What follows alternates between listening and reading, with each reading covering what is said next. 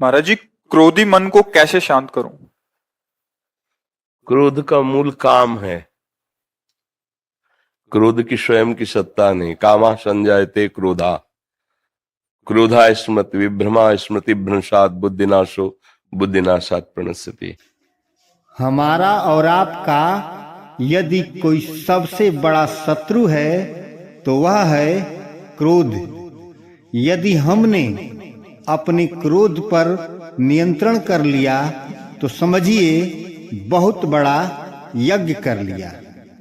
हमारे परम पूज्य गुरुदेव श्री प्रेमानंद महाराज जी ने क्रोध पर नियंत्रण करने का बहुत ही सरल उपाय बताया है, तो चलिए इस उपाय को जानते हैं।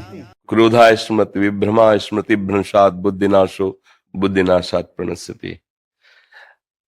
पहली बात यह कि आजकल अपने लोग ऐसे आचरण करते हैं जिससे हमारी क्षमता शारीरिक और बौद्धिक दोनों नष्ट हो रही।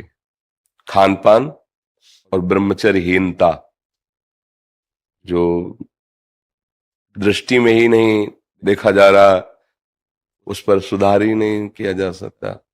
क्योंकि छोटे छोटे बच्चों के पास मोबाइल है, छोटे छोटे बच्चे गंदी हरकतें करके अपने को नष्ट कर रहे हैं। अब कैसे, जब नींव ही खराब है तो हम महल की बात कैसे कर सकते हैं कि बहुत बढ़िया बिल्डिंग बन सकती है?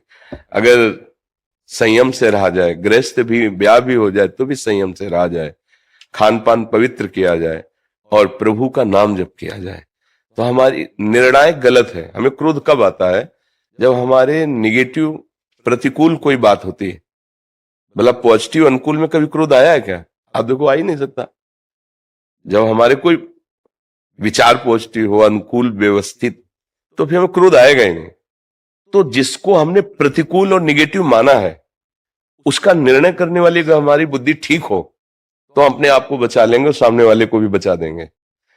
पर वो बुद्धि इतनी अपवित्र हो गई, असमर्थ हो गई, कोई ठीक निर्णय नहीं कर पा रहे, तो फिर हमें गुस्सा आ जाते हैं या लड़ाई लड़ते हैं या मन से उसका अनिष्ट सोचने लगते हैं।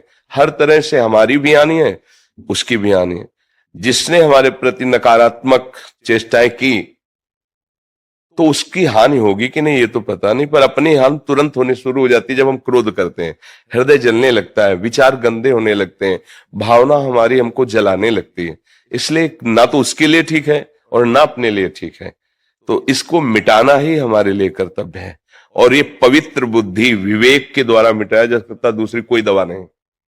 विवेक के द्वारा अगर विवेक हो जाए तो बात बन जाए। विवेक होने के लिए सत्संग में विवेक प्रकट होता है, पर उसको धारण करने की भी तो क्षमता होनी चाहिए। बिन सत्संग विवेक ना हुई, सत्संग से विवेक होगा, पर वो विवेक धारण तभी होगा जब बुद्धि पवित्र हो। बुद्धि पवित्र तभी होगी जब आहार पवित्र हो, संग पवित्र हो, आचरण पवित्र हो, विचार तभी हमारे पवित्र होंगे ना। अब हम कैसे बताएं? गंदे भोजन करना, मनमानी आचरण करना, गंदे दृश्य देखना, गंदा व्यवहार करना, गंदा विचार रखना, अब कैसे सुधारो, कैसे सुधारो? क्योंकि नींव गड़बड़ हो रही। अपने जितनी भी नई पीढ़ी है वो गंदे नशों में जा रहे, गंदे आचरणों में जा रहे, गंदे व्यवहारों में जा रहे। वो ब्रह्मचर्य को कुछ समझ ही नहीं रहे हैं, उसको खिलवाड़ समझ रहे हैं, मनोरंजन समझ रहे हैं। क्षमता अध्यात्म की तब आवे ना जब थोड़ा संयम होना। अब जैसे कोई क्या कहता है हमें भगवान की अनुभूति कराओ तो माने, यार पूरा जीवन हो गया उन्हीं की अनुभूति के लिए तो चले। ये जितने महात्मा हैं ऐसी अनुभूति हो जाती है कि ये करवाओ, ये कोई ये थोड़ी कि थोड़ा टेस्ट करवाओ तब हम चलेंगे। उसके लिए तुम्हारी जबान भी तो ठीक होनी चाहिए। जैसे किसी को वो पीत जो अंदर बनता है बढ़ जाए, पित्त, और उसको मिश्री खाओ तो कड़वी लगेगी, क्योंकि उसकी जबान खराब है। हमारी इंद्रियां मलिन हो चुकी हैं। जैसे राधा नाम सुधा रसम, कह रहे राधा नाम क्या है? बोले अमृत रस है, प्रेमामृत भरा हुआ, पर हमें अच्छा नहीं लग रहा, नहीं वो स्वाद आ रहा। जबान खराब है, हमारी रसेंद्री खराब हो चुकी है, हमारी वाकेंद्री दूषित हो चुकी है। राधा बोलते ही एक अलौकिकता है कि हृदय में एकदम रोमांच होने ज्यादा, तो फिर अश्रु गिरने लगे, विवस्था, प्रेम विवस्था आ जाएगी।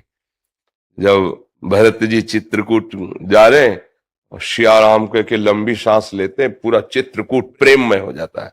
महाप्रभु चैतन्य देव, हे प्राणनाथ कृष्ण, जाओ, वायुमंडल पूरा कृष्णमय हो जाता। नाम का देखो वो प्रभाव, और एक नाम का कि हमें बिल्कुल अच्छा नहीं लगता, हमारा हृदय द्रवित नहीं होता, तो नाम तो वही है पर हमारा हृदय बहुत मलिन हो चुका है, इसको ठीक करना होगा। तो थोड़ा ब्रह्मचर्य पर ध्यान दो, आहार शुद्ध रखो, गंदे लोगों का संग न करो और नाम जप करो, तो आपकी बुद्धि में विवेक आने लगेगा, क्षमता आने लगेगी उसको काटने की। काट दिया तो बात बन जाएगी, अब नहीं काटा तो फिर उसको काट दोगे।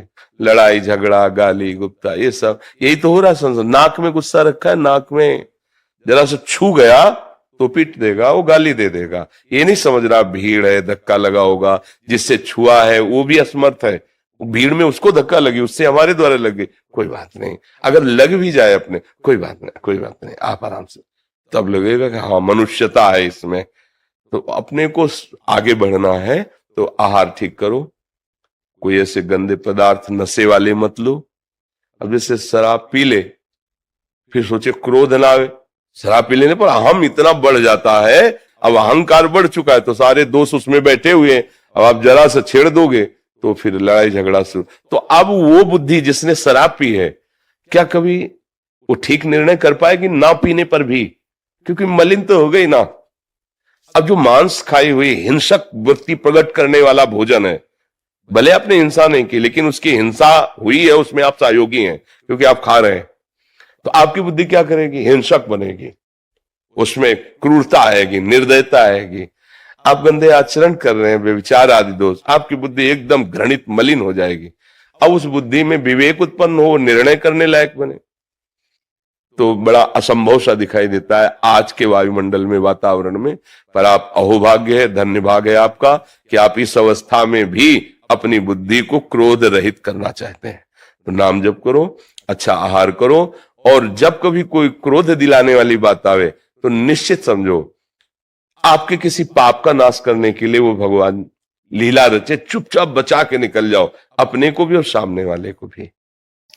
यह क्रोध ही है जो सबसे पहले विवेक को नष्ट कर देता है।